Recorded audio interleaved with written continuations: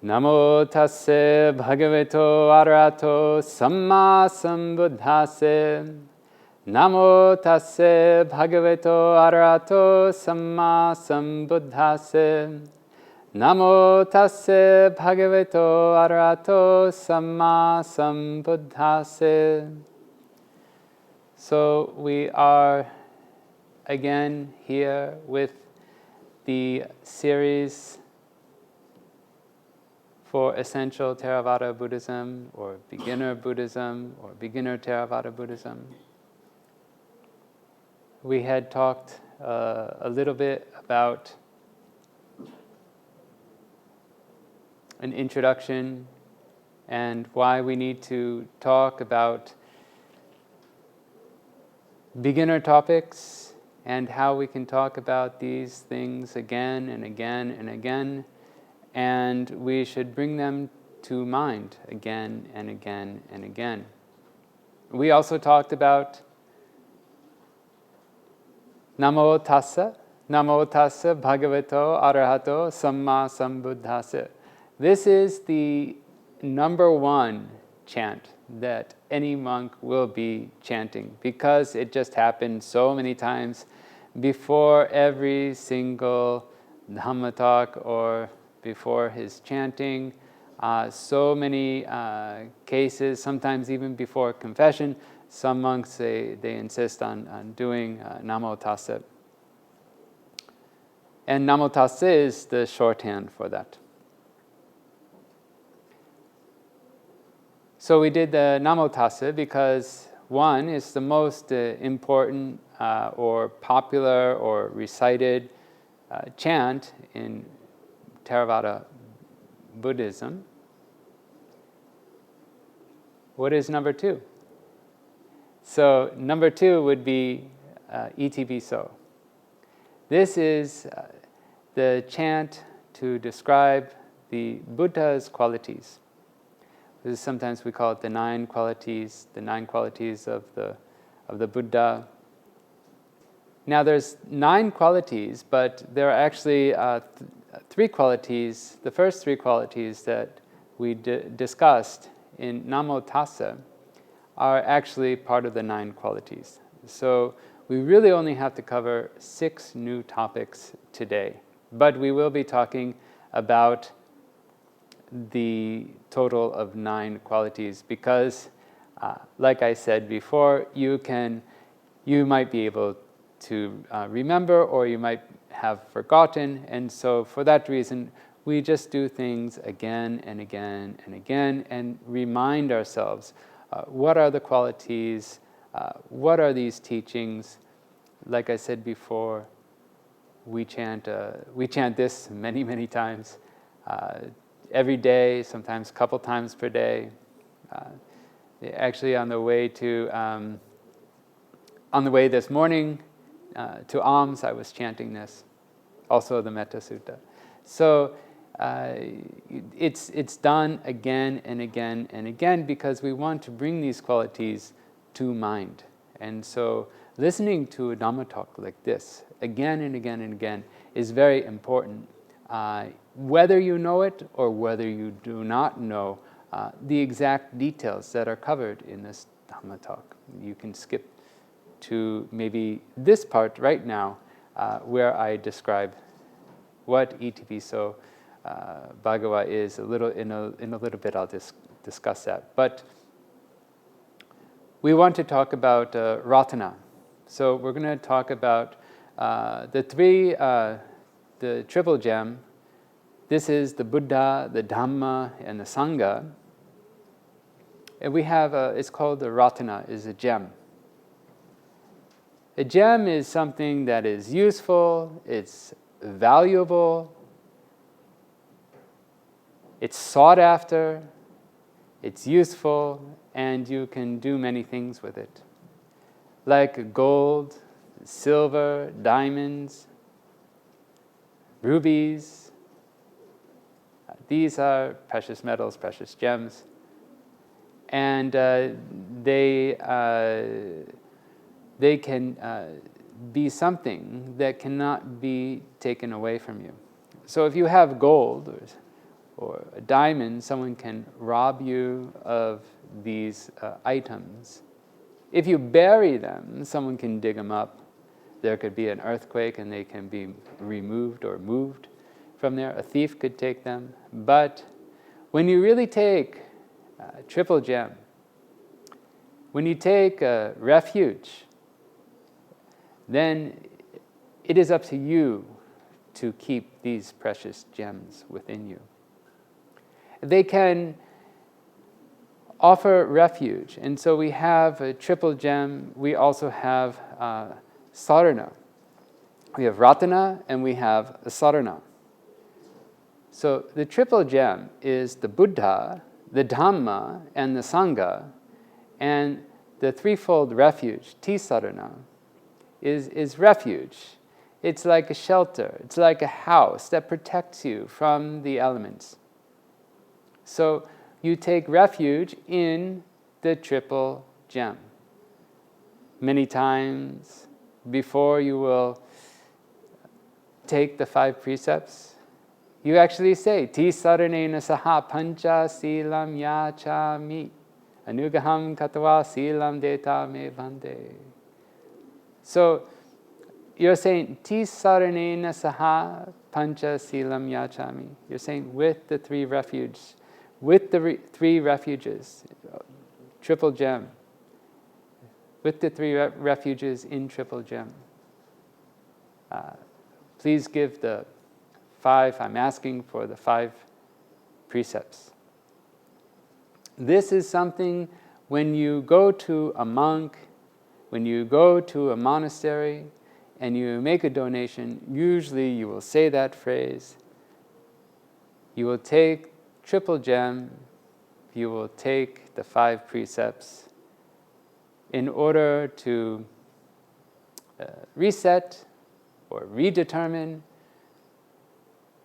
your determination to follow the teachings of the Buddha, the Dhamma, and the Sangha, to take refuge in those, and to also follow some of the most basic instructions for lay people, to follow the 5 precepts. This is not to kill, not to steal, not to engage in sexual misconduct, not to lie, and not to take intoxicating substances. You want to reaffirm this determination that you will follow these 5 rules when you take triple refuge. Buddhaṃ saranang gacchāmi, Dhammang saranang gacchāmi, Sanghang saranang gacchāmi. So you're taking refuge in the Buddha, you're taking refuge in the Dhamma, and you're taking refuge in the Sangha. Actually, it's I take refuge in the Buddha, I take refuge in the Dhamma, I take refuge in the Sangha. So these are things that you say all the time when you go to the monastery. You should be going to the monastery. You should not be relying on videos as a replacement for going to the monastery, relying on videos as a replacement for taking refuge in front of a monk. And you should not be relying on videos as a replacement for taking 5 precepts in front of a monk. And so this is a very, very important. But sometimes you cannot go and there's only the videos. The videos became very popular during the COVID time. And studios were formed and video lectures were made at many monasteries because people could not come to the monasteries. For 2 reasons. They didn't want to get infected by other people, and also they didn't want to have the infections go to the monks. So our monastery, when I was in Myanmar, it was total lockdown. We didn't have anyone come to the monastery. And so during that time, it served as a replacement for going to the monastery. Of course, also just spreading the disease in general. But it's very important to come to the monastery. And so if you do chanting with the monks, you will say Namo Tassa. And you will also say 𝗷𝗶𝗍𝗶 𝗷𝗶𝗯𝗀𝗃 Samma Sambuddho Vinja Charana Sambanno Sugato Lokavidu Anuttaro Purisa Dhamma Sarati Sattha Deva Manusanam Buddho Bhagavati. Hopefully this is familiar to you in some way or another. These are the 9 qualities of the Buddha. In the Namo Tassa Bhagavato Arahato Samma Sambuddhassa, these 3 qualities are also part of the 9 qualities of the Buddha. The Bhagava, let's review. The grammar is a little different though. Bhagavato is now Bhagava. So Bhagava is the blessed one or the fortunate one. Araham, the worthy one. Greed, hatred, and delusion are permanently removed. Samma Sambuddho, the fully self-enlightened one. I had talked about how long in samsara the bodhisattva has gone, and that we should know the difference between an arahant and a Buddha, Samma Sambuddho. Whenever we say Buddha, we really mean Samma Sambuddho. Sometimes if we say something different, like a 𝗹𝗶𝗸𝗶𝗃, a Buddha who does not teach, then we usually say 𝗹𝗶𝗶𝗸𝗶. But when we say Buddha, we just say Buddha. We often do not say Samma Sambuddho, but because there are so many different teachings, so many different traditions, that somehow, sometimes I think they shortcut what a Buddha is, then we have to say Samma Sambuddho. But in our tradition, we live in our own bubble. We just say Buddha. It means Samma Sambuddho. An arahant is one who is fully enlightened. They have greed, hatred, and delusion permanently removed. It don't come back. And these are the causes for rebirth. So an arahant does not get born again. An arahant, we could say more accurately, the 5 khandhas do not arise again, and there is nothing else than those 5 khandhas that make up what we refer to as a self, but there is no self. They arise and pass away every moment to moment. But when the death moment happens, there's no more arising. As some people believe that the soul goes somewhere that it can't go, some special place. It doesn't do that. There is no soul in Buddhism, Theravada Buddhism. And what we wrongly perceive as a soul is actually the 5 khandhas. We could say that mind and matter. The 5 khandhas also includes matter. But we will talk about the 5 khandhas, nama, rupa, mind and matter. We'll talk about that later. But as I said, we're wrongly taking a self. These are the 5 khandhas. The Samma Sambuddho is also an arahant. But the Buddha, and we're just calling him a Buddha now. The Buddha is very special, and we will be talking about the qualities of the Buddha that are very special to, let's say, an arahant, who is usually, when we say an arahant, we don't usually refer to the Buddha as an arahant. We refer to an arahant as a disciple who has attained the teachings to the fullest level, who has extinguished all his defilements permanently, and they do not come back. And by that reason, when he dies, there is no more re-arising of the 5 khandhas immediately after the death moment. For regular people, for those who are not enlightened, for sure, it is bound to happen another life, another set of 5 khandhas in most cases, unless you have a special type of samadhi. These 5 khandhas will re-arise again. The Buddha, when we call the Buddha an arhat, we also say he has permanently destroyed greed, hatred, and delusion. He will not arise again as well. We say that. But he's a very special. And it takes a long time for a bodhisattva, double T, no V. Bodhisattva. For the bodhisattva to become a Buddha, even after he gets this prediction, he must go through samsara and training and developing his parami even further.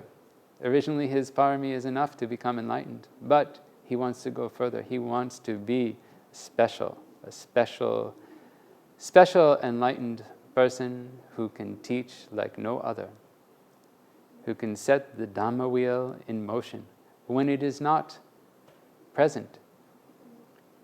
So this is the Bhagava, the Arham, the Samma Sambuddho, the Blessed One, the Worthy One, because he has a greed, hatred, and delusion permanently destroyed.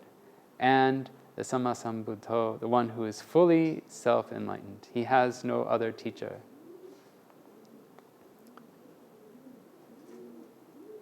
So we could say that for each of these qualities, we say because of this reason, he is the Arham. Because of this reason, he is the Samma Sambuddho. Because of this reason, he is the Bhagava, the Arham, and the Samma Sambuddho. And all of them, the 9 qualities. So, 𝗷𝗶𝗍 Bhagava Araham Samma Sambuddho Vinjacharana Sambanno Sugato Lokavidu Anuttaro Purisa Dhamma Sarati Satta Deva Manusanam Buddho Bhagavati. So because of all these reasons, then this is how we get the gem of the Buddha. Vidyacharana Sampanno. This means endowed with knowledge and conduct. How do we explain these things? The list gets very long. If I list them, maybe you'll get confused. But I will list them anyways, in brief or in groups. I'll call them, well, we can call them, actually the texts call them as the 8 types of knowledges. We have 6 direct knowledges together with insight and the supernormal power of the mind-made body. I'll skip over what these are, but they are the knowledges, and they are the psychic powers. And the Buddha has these. And for conduct, there are 15 types of charana. And maybe we can have a class on this as well. Restraint in virtue, guarding the sense faculties, knowledge of the right amount of food for eating, devotion to wakefulness, the 7 good states, the 4 jhanas, and the fine material sphere. The 7 good states, the faith, conscience, shame, learning, energy, mindfulness, and understanding. All these lists, they will go in one ear, out the other. But the main thing that you need to know is that the Buddha has the knowledge, and the Buddha has perfect conduct. Vidya charana sampanno. Vidya is knowledge, and charana is conduct. Sampanno is endowed with. Sugato. Sugato means well gone. Well gone, he's fulfilled his purpose in life. And as we say, he has entered parinibbana. What we mean by entered parinibbana? Can we talk to the Buddha? Can we talk to him in parinibbana? Can he appear to us? Can he appear to us and give us teachings in parinibbana? Can we meditate? Can we see other previous Buddhas who are living in parinibbana? No. This is an expression. There are no more 5 khandhas. So when we say entered parinibbana, we say that the 5 khandhas became extinguished and they did not arise again. Another meaning for sugato is well-spoken. Lokavidu. Lokavidu is another quality. It is knower of the worlds. The world, the Buddha knows that the world of samsara does not end unless one reaches nibbana, parinibbana, to extinguish the 5 khandhas and for them not to arise again after death. We also have a tiloka. Lokavidu, what it could also mean tiloka, knowing the 3 worlds. The sankhara loka, this is the conditioned world. Mind and matter and paticca samuppada, the dependent origination. The satta loka, the world of beings. These are the 31 planes of existence. And lastly, we have 𝗀𝗂𝗯𝗀𝗃 loka, the world of space. So this is the tiloka, and the Buddha has full knowledge of this. The next quality, anuttaro purisa dhammasarati. Incomparable is anuttaro. Purisa dhammasarati is the trainer of those who are tameable. When we talk about the Buddha having these qualities, he can train those who are actually are perceived as not trainable. We have a very famous story. We have several stories where the Buddha was able to tame those who were perceived as impossible to train. We have several stories of these, where other people gave up, but actually those who come in contact with the Buddha actually have incredible parami, incredible qualities that they have developed through so many lifetimes in samsara. And we have the story of Angulimala, one who was very fierce. Actually, he was born as a himsaka in the Kosala kingdom. And ahimsaka, of all the names he was named originally, means harmless, the one who is harmless, one who is harmless towards others. He was bright, he was a compassionate student, but he was deceived by his peers. And the teacher actually became afraid of Angulimala. And he demanded that Angulimala collect 1,000 human fingers due to this deception. And this is terrible. It's terrible for a teacher to request this, to demand this. And ahimsaka, one who is harmless, then became known as Angulimala. one who wears a garland of fingers, or several. Oh, the children, they love this story, or they become afraid of this story. So the teacher demanded 1,000 human fingers due to this deception. He was afraid of his student, and he came up with that plan. And Ahimsaka, who was nonviolent, the one who was named nonviolence, harmlessness, became known as Angulimala. He wore a garland of fingers. He would kill the victim, and as his trophy, he would cut off the finger and wear it around his neck.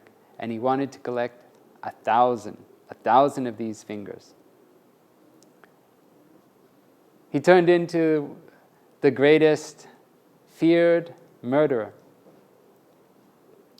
wearing the victim's fingers as his necklace. Can you imagine that?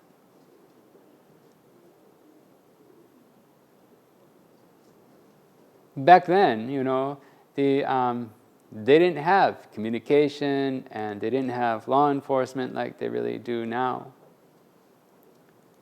And so it's possible that someone as evil as this could go around killing many, many people.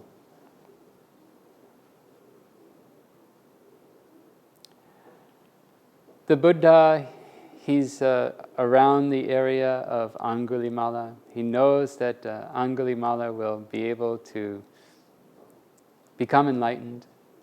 And he's not afraid of Angulimala. And Angulimala sees the Buddha and he says, "This will be my 1,000th victim." Because he already collected 999 fingers. Only one finger each. And the Buddha was walking, just very, very normal pace, maybe a little slow. And Angulimala was trying to catch him. He was walking very fast. But the Buddha was walking very slowly and calmly. And he asked the Buddha to stop. He commanded him, "Stop." And the Buddha says, "I have stopped, Angulimala. But it is you who have not stopped." What was he saying? Was he talking about walking? Was he talking about stopping walking? No, he was talking about stopping harming all living beings, becoming an ascetic, becoming a Buddha, and stopping, we could say, samsara.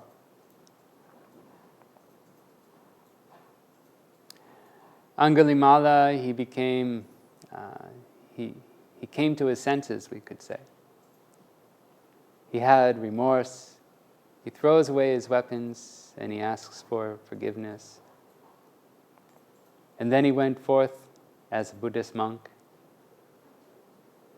Just like that. This is about training those who are able to be trained. And so Angulimala, he actually became an arhat. He became an arhat and he became fully enlightened. No greed, no hatred, no delusion. But the people in the local village, they could recognize him and they started to hurt him, and the Buddha says, just deal with it. It's your past karma. The arhat does not escape the karma that can come back to him in this life. He can die, and this karma doesn't have a chance to have its effects after death. But because he had done so many bad things, even though he was fully enlightened, people started to hurt him, and he was sent one day to help a woman who is in terrible pain during childbirth. And he made a he made a moment of truth to help her pain go away. that since his noble birth he hasn't harmed any living being. Angulimala. So this embodies the teachings of the Buddha. And this is a training of those who are able to be trained.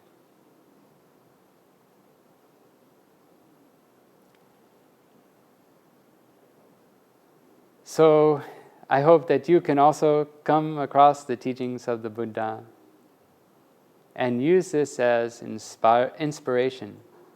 So may I be one who can be tamed.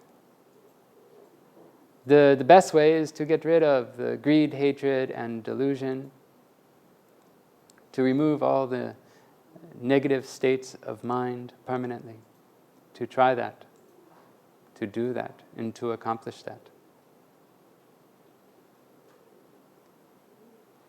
Satta deva manusanam is another quality. Satta is the teacher. Deva are the devas, the heavenly beings. And manusa, the teachers of devas and men, we say, or people, humans. And so the devas come to the Buddha, they ask questions like we have the Mangala Sutta, maybe we can talk about that.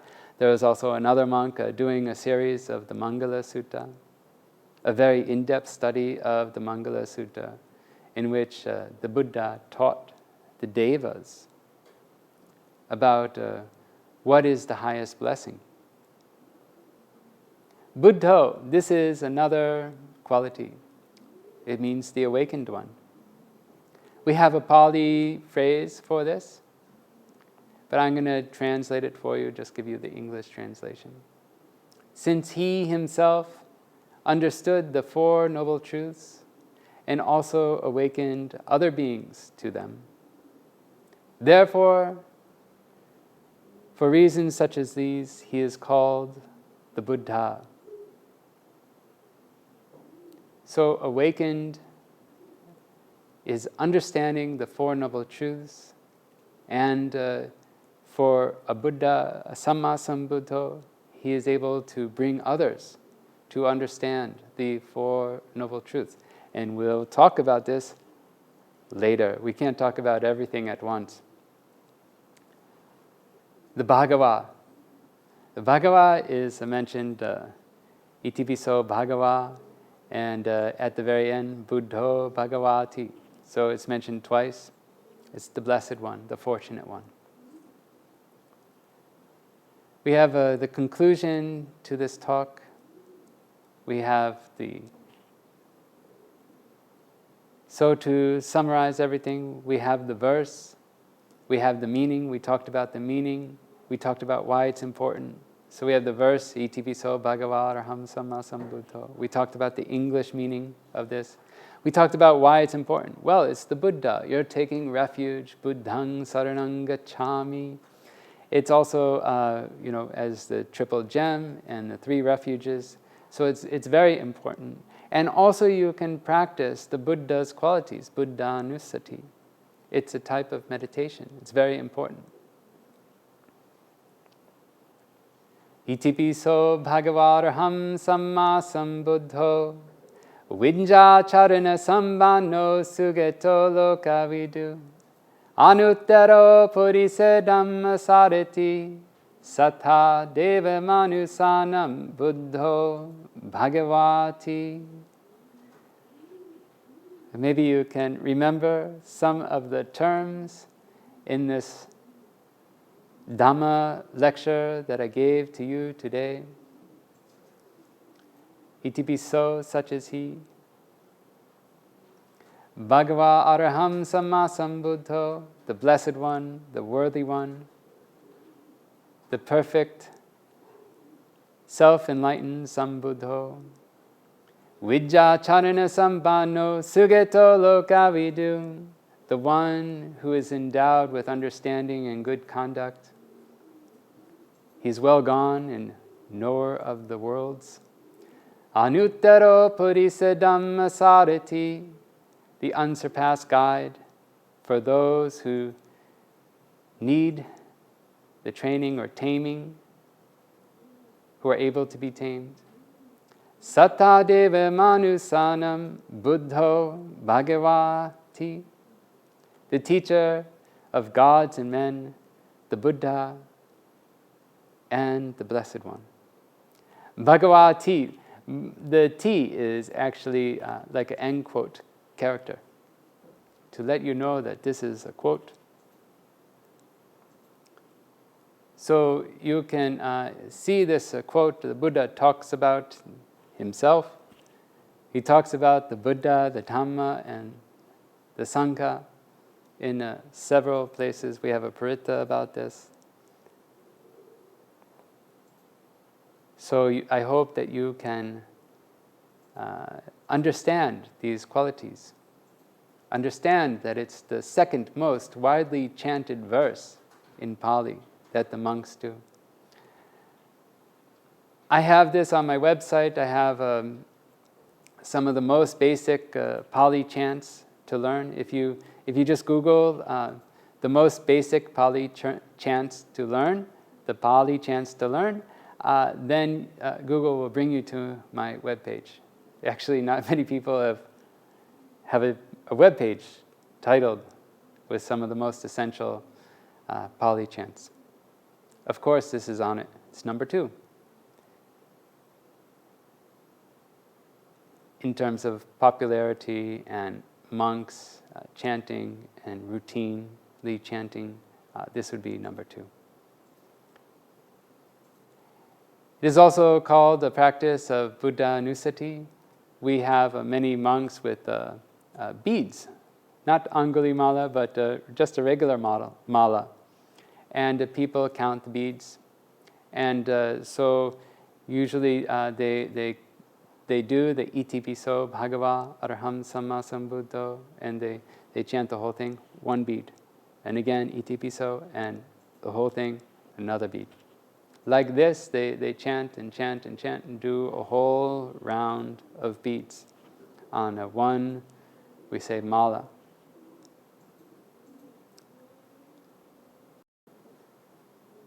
There are 108 beads, but we only count as 100. That's just what we do. And I hope that you can take these teachings and use it as your refuge. Let's chant one more time.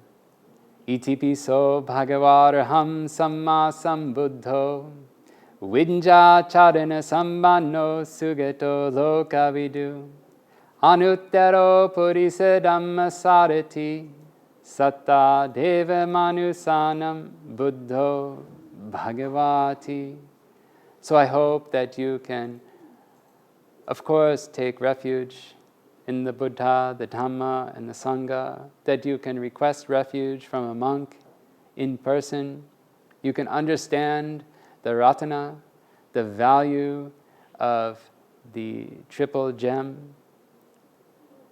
We will cover the other Dhamma and the Sangha, so that we have Buddha, Dhamma, and Sangha.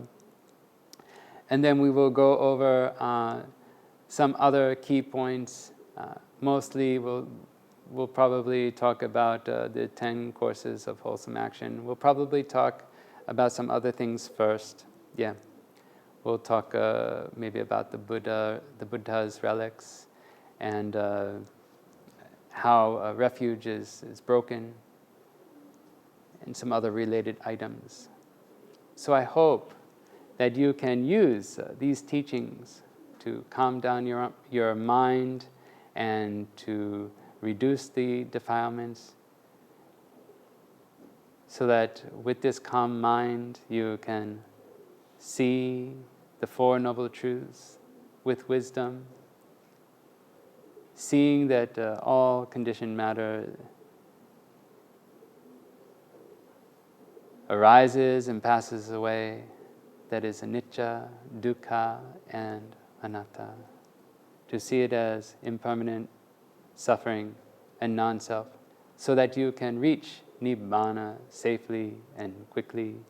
Sadhu, sadhu, sadhu.